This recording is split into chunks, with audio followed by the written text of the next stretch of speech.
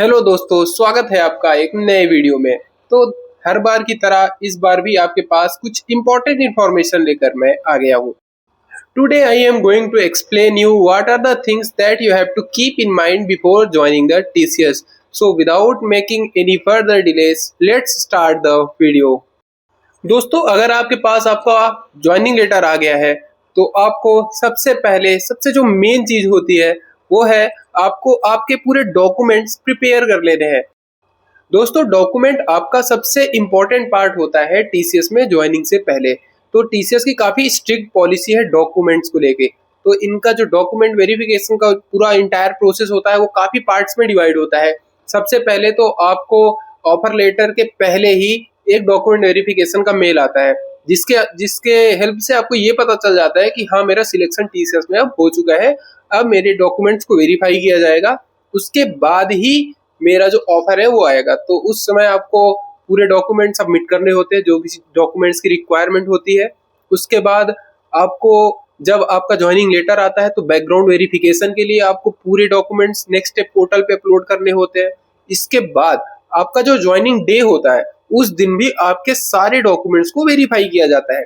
जो भी डॉक्यूमेंट्स आपने बीजीसी में अपलोड किए हैं उन सारे डॉक्यूमेंट्स को आपको कैरी नहीं करना है, बट कुछ इंपॉर्टेंट डॉक्यूमेंट्स होते हैं जिनकी चेकलिस्ट आपको आपकी एचआर कुछ दिन पहले ही भेज देती है। तो उन डॉक्यूमेंट्स को आपको कैरी करना होता है, तो वो ऑनबोर्डिंग डे के दिन फिर से वेरीफाई होता है। तो डॉक्यूमेंट वेरिफिकेशन टीसीएस का एक बहुत ही इंपॉर्टेंट पार्ट है। तो सबसे इंपॉर्टेंट चीज यहाँ पर ये हो गई कि आपको सबसे मेन चीज जो दिमाग में रख के चलना है कि आपका जो डॉक्यूमेंट रहे वो पूरा एक्यूरेट और प्रॉपर रहे, उसमें कोई भी कमी ना रहे। यानी कि उसमें अगर आपने गैप एफिडेविट, उन्होंने अगर मान लीजिए बोला है कि आपको गैप एफिडेविट देना है, अगर आपके पास 12th के बाद थोड़ा सा भी गैप है 1 साल या 2 साल का, तो आपको ये मेक श्योर करना है कि वो डॉक्यूमेंट रेडी रहे और वो अपलोड कर दिया जाए बीजीसी के लिए। तभी आप समझ लीजिए आपकी स्मूथ ऑनबोर्डिंग हो पाएगी, नहीं तो इसमें आपको प्रॉब्लम फेस करना पड़ सकता है। दोस्तों, सेकंड चीज की मैं अगर बात करूं तो बहुत से लोग ये पूछते हैं कि मैं अभी पिछली कंपनी में नोटिस पीरियड सर्व कर रहा हूं और मैं एज अ फ्रेशर अगर टीसीएस में ज्वाइन करता हूं तो मुझे क्या क्या चीजें जो है सबमिट करनी है। तो इस चीज के लिए मैं आपको ये बताना चाहूंगा कि आपका जो 90 डेज का नोटिस या 60 डेज का आपका जितना भी दिन का नोटिस पीरियड है वो आपका कंप्लीट हो जाना चाहिए और आपके पास आपका रिलीविंग लेटर जरूर होना चाहिए। अगर आपके पास आपका रिलीविंग लेटर है और आपने पूरा फॉर्मल वे में 90 डेज का नोटिस सर्व किया है तो आप अपने रिलीविंग लेटर को टीसीएस की एचआर को सबमिट कर सकते हो on the day of onboarding. इससे कोई भी आपको परेशानी नहीं होने वाली है, आप ज्वाइन कर सकते हो। Even if you have PF, you can join TCS as a fresher. दोस्तों, बहुत से लोग अपना पर्सनल ओपिनियन देते हैं कि टीसीएस को एज अ फ्रेशर कभी नहीं ज्वाइन करना चाहिए, बट मेरे हिसाब से अगर आपके पास कोई भी अपॉर्चुनिटी नहीं है और आपके पास बहुत ही लिमिटेड ऑर्गेनाइजेशन से हायरिंग्स आती है तो आपको बिना सोचे उसको ज्वाइन कर लेना चाहिए, because as a fresher you have to start from somewhere. तो कहीं ना कहीं से तो आपको स्टार्टिंग करनी ही पड़ेगी, तभी जाकर आपको एक्सपीरियंस होगा और उस एक्सपीरियंस के बेसिस पे आप सैलरी हाइक की डिमांड फ्यूचर में अदर कंपनी से कर सकते हो। तो क्यों ना आप अपनी स्टार्टिंग, अपने करियर की स्टार्टिंग टीसीएस से करें, जिससे आपको नेक्स्ट ऑर्गेनाइजेशन में अच्छी खासी हाइक भी मिल सकती है based on your skill and based on your previous experience that you have worked. दोस्तों, नेक्स्ट चीज की मैं बात करूं तो वो है टीसीएस की रिहायर पॉलिसी। यस, टीसीएस की रिहायर पॉलिसी, जैसा कि सबको पता है कि टीसीएस की कोई भी रिहायर पॉलिसी नहीं है। मतलब एक बार आप टीसीएस ज्वाइन करते हो तो दोबारा आप कभी टीसीएस को ज्वाइन नहीं कर सकते हो। ये बहुत ही पुरानी उनकी जो आप ये कह सकते हो कि एक प्रथा है वो चलती आ रही है, तो बहुत दिनों से ये वाला रूल नहीं चेंज हुआ है। तो आप टीसीएस में कभी रिहायर नहीं हो सकते हो। अगर आपने एक बार एज अ फ्रेशर ज्वाइन कर लिया या एज अ एक्सपीरियंस ज्वाइन कर लिया तो किसी ना किसी स्टेज पे आपको रिजाइन करना पड़ेगा और नेक्स्ट ऑर्गेनाइजेशन में जाना पड़ेगा। ये सबके दिमाग में होता है। तो इस चीज को ध्यान में रख के आपको डिसीजन लेना है कि आपको ज्वाइन करना है या नहीं ज्वाइन करना है।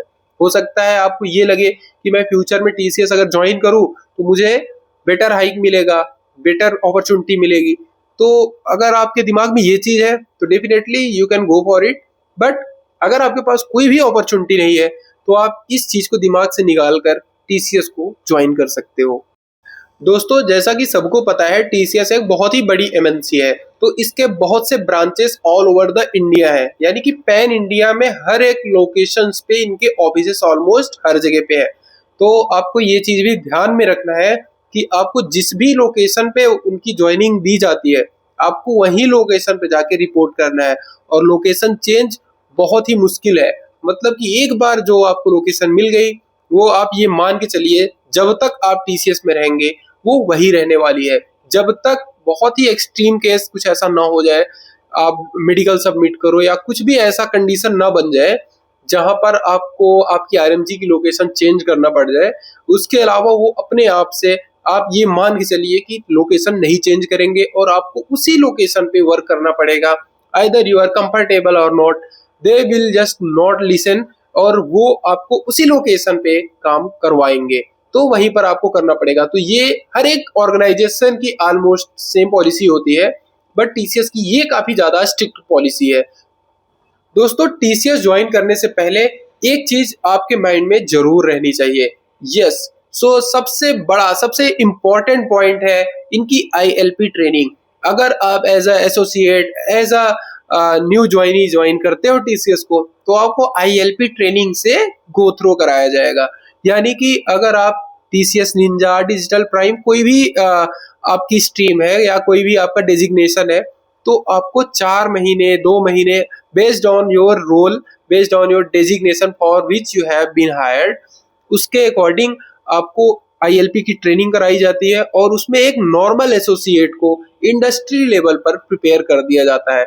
चाहे वो कम्युनिकेशन हो, चाहे वो टेक्नोलॉजी स्टैक हो, तो उसमें एक पर्टिकुलर स्टैक आपको दे दिया जाएगा और उस पर्टिकुलर स्टैक पे आपको ट्रेन किया जाएगा। बट इग्नाइट ट्रेनिंग में ये होता है कि हर एक स्टैक पे एक नॉर्मल एसोसिएट को अच्छे तरीके से जो है वो डेवलप कर देते हैं, जिससे वो इंडस्ट्री लेवल पर प्रिपेयर हो जाता है। तो ये सबसे बड़ा प्लस पॉइंट होता है TCS का।